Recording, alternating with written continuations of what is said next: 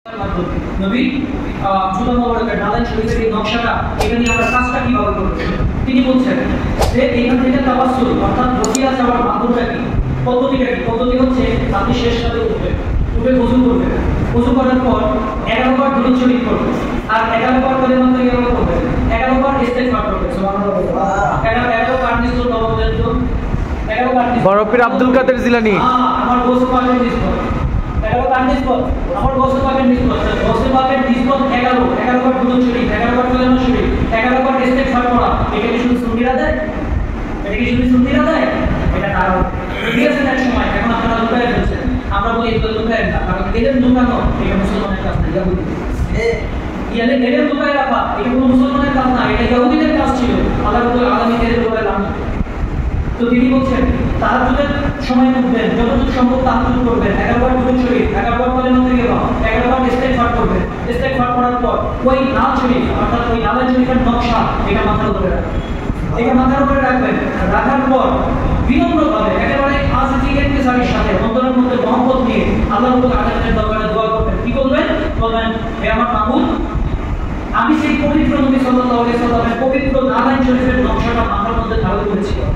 যে নকশা শরীফটা আমি আমার মাথার উপরে রেখেছি তার নকশা আমার না এটা হচ্ছে তোমার দয়াল তোমার নবী তোমার হাবিব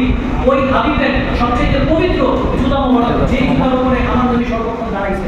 ওই জুতা মোবারকের নকশাটা আমি আমার মাথার উপরে নিয়েছি তো আমার দিকে না তাকায়া শুধুমাত্র তিনি কি বলছেন কথাটা শুনেন যে হে আল্লাহ আমি ওই নবীর যে নবীর জুতা মোবারকের নকশা আমি মাথায় নিয়েছি আমি ওই নবীর সবচাইতে আপনার দরজার গোলাম সুবহানাল্লাহ ওই নবী কি সবচেয়ে নিচু দরজার গোলাম তাহলে নবীর গোলাম আমরা শুধু নাম রাখলে যদি রাখি গোলাম নবী গোলাম রাসূল এই নাম রাখলে তারা বলতে এটা তো শিরক হয়ে গেছে নবীর গোলাম কেমনে হয় আরে তোমাদের মুরব্বি আশরাফ আলী খান তিনি বলছেন যে আমি আপনাদেরকে বলতেছি মুসলমানরা এইভাবে বলেন আপনারা যে যেই নবীর নাম শরীফের নকশা আমি মাথায় নিয়েছি মাওলা আমি ওই নবীর সর্বনিম্ন পর্যায়ের একজন গোলাম নবীর গোলাম তো আমার দিকে না তাকায় ওই নবীর গোলামিয়তের নিসবতে ওই নবীর গোলামিয়তের খাতিরে তুমি এই পবিত্র নামের বরকতে আমার এই প্রয়োজনটা পূরণ করতে পারো এটা মাওলানা আশরাফ আলী খান বলছেন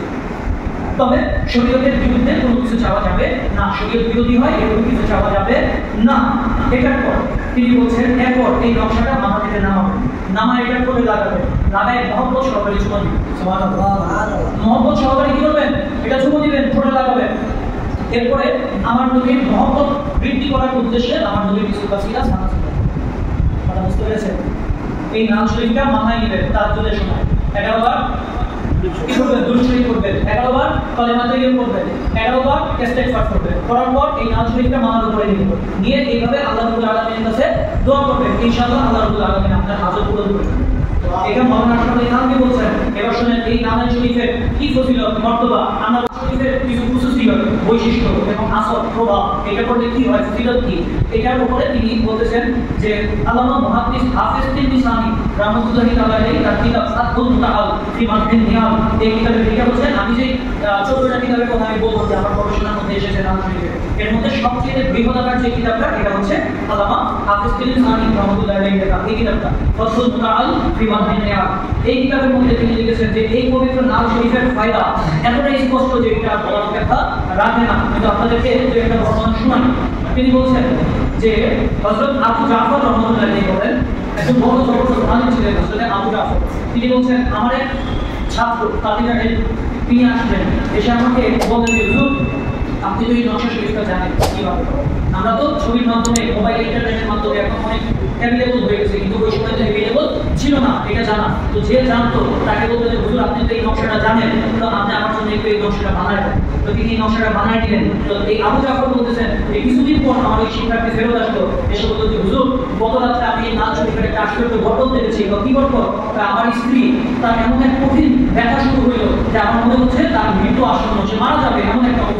অবস্থাটা কথাটা বুঝতেছেন? তার মারা যাবে এমন একটা অবস্থা, আমি কি করবো বুঝতেছি না। হঠাৎ আমার এই নাল শরীফের কথা, নকশা শরীফের কথা মনে আসবে, নাল শরীফের কথা। তা আমি ওই নকশা শরীফটা, নাল শরীফের নকশা এইটা তা আমার স্ত্রীর হাতের মধ্যে রাখলাম, রেখে বললাম আল্লাহ এই পবিত্র নাল শরীফের বরকতে আমার স্ত্রীকে ভালো করে দেন, রাখতে থেকে আমার স্ত্রী সুস্থ হয়ে যাবে। নাল শরীফের নকশা হযরত কাসিম ইবনে মুহাম্মদ বলেছেন, আমি বহুবার এটা পরীক্ষিত দেখেছি যে ব্যক্তি এই নাল শরীফটা নিজের সাথে রাখবে, এই নাল শরীফের নকশাটা নিজের সাথে রাখবে, সেই ব্যক্তি জালিমের অত্যাচার, শত্রুদের আধিপত্য, শয়তানের প্ররোচনা, হিংসুকদের বদনজর থেকে নিরাপদে থাকবে। এটা প্রশ্ন নিরাপদে যায় 600 বছর আগে ওলামায়ে কেরাম এই ঘটনা বলতেছেন। শেখ ইবনে হাবিবুল্লাহ রহমাতুল্লাহ আলাইহি তিনি বর্ণনা করেছেন, একবার আমার একটা ফোড়া,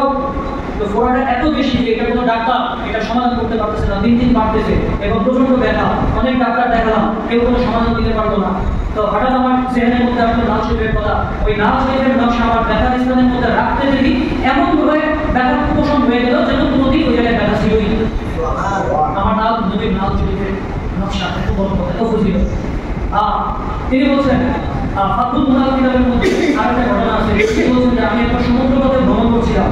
সমুদ্র পথের মধ্যে তা এমন এক তুফান আসলো যে আমাদের যে জাহাজ এটা ডুবে যাবে অবস্থা, আমরা সবাই নিশ্চিত মারা যাবে এমন অবস্থা। তখন আমাদের বাঁচার কোনো আশা নাই। তখন আমি নকশা শরীফটা নাবিকের কাছে, যে জাহাজের যে নাবিক ছিল ওই নাবিকের কাছে আমার নবী নাল শরীফের নকশাটা পাঠাইলাম, পাঠাই বললাম এটার বসিলা দিয়ে দোয়া করো। তিনি এটার বসিলা দিয়ে দোয়া করলেন, সাথে সাথে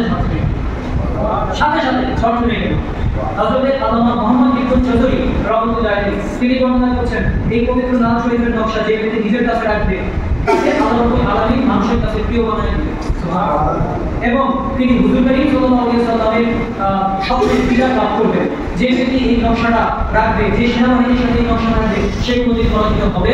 না। আর যে ব্যক্তি এটা কাফেলার সময় এটা তার সাথে রাখবে, ডাকাতের হাত থেকে রক্ষা পাবে, সম্পদের উপরে রাখলে সেটা চুরি থেকে রক্ষা পাবে, নৌকার মধ্যে রাখলে সেটা ডুবা থেকে রক্ষা পাবে। আর যে কোনো প্রয়োজনে এই নকশাটা ব্যবহার করে যদি ওসিলা করা হয় তাহলে সেই অভাব, সেই প্রয়োজনটা পূরণ হয়ে যাবে। এটা হাফেজ ইবনে চৌধুরী বলতেছেন। তো এরকম অনেক ঘটনার কথা মাওলানা আশরাফ আলী থানভী তিনি বলছেন এই কিতাবটার কথা আমি লিখেছি এবং কিতাবের শেষে তিনি এই নকশাটা আপনারা এই নকশাটা দেখেন, এটা খুব মাওলানা আশরাফ আলী থানভী তার কিতাবের শেষের মধ্যে এই নকশাটা এটা উল্লেখ করেছে। এই যে নকশাটা আমি আপনাকে বলেছিলাম না যে আমি একটা ছবি দেখাতে পারতাম শুরুতেই, কিন্তু যেহেতু মুহাদ্দিসের একটা ট্র্যাডিশন ছিল, ঐতিহ্য ছিল, তারা এই নকশাটা বর্ণনা করতেন যে উপরে কেমন ছিল, মাঝে কেমন ছিল, শেষের দিকে কেমন ছিল। আপনারা এই বর্ণনার সাথে মিলটা পাইছেন। এটা 1400 বছর যাবত যেভাবে হাদিস এই ভালো একটা কথা বলছেন, আমার সেখান থেকে ছুটে গেছে। আপনারা পুরাতন ফাজাইলের আমল যদি আপনাদের থেকে কিতাবগুলো পড়ানো হয় তাহলে এই নকশাটা নিয়ে যাবেন, ওই কিতাব আপনারা পুরানো ফাজাইলের আমলটা কিনবেন, পুরানো ফাজাইলের আমলের মধ্যে দেখবেন কিতাবের শুরুতে এই নকশাটা দেওয়া ছিল। এই নারায়ণ শরীফের এই নকশাটা কিতাবের শুরুতে দেওয়া ছিল। নতুন করে যেগুলো ছাপা হয় এগুলোতে পাবেন না, কিন্তু পুরান কিতাবগুলোতে এখনো গেলে অনেক জায়গায় পুরান কিতাবগুলোর মধ্যে আপনারা এই নকশাটা পাবেন। এই সেই নারায়ণ শরীফের নকশা। এখন এই নকশাটা এটা আপনারা অনেক সময় কিনতে পারবেন, আপনারা 5 টাকা 10 টাকা দিয়ে কিনতে পারবেন, লাইব্রেরিতে কিনতে পারবেন, সুন্নি দোকানগুলো থেকে কিনতে পারবেন। তবে আপনারা কিনবেন আলহামদুলিল্লাহ, কিন্তু আমি আপনাদেরকে একটা আজব নুসখা আমি আপনাদের দিব। এটা মাওলানা আশরাফ আলী থানভী সাহেব নিজে তার কিতাবের পিছনে লিখেছেন। কিতাবের নাম নাইলুশ শিফা বিনালিল মুস্তাফা। কিতাব আমাদের কাছে মজুদ আছে, আপনারা নিয়ে যাবেন। এখন এই কিতাবটা, এই নাম শরীফটা আপনি হয়তো পাবেন, কোথাও কিনতে পারবেন 5 টাকা দিয়ে 10 টাকা দিয়ে, কিন্তু আমি আপনাদেরকে একটা আজীব নুসখা বলি।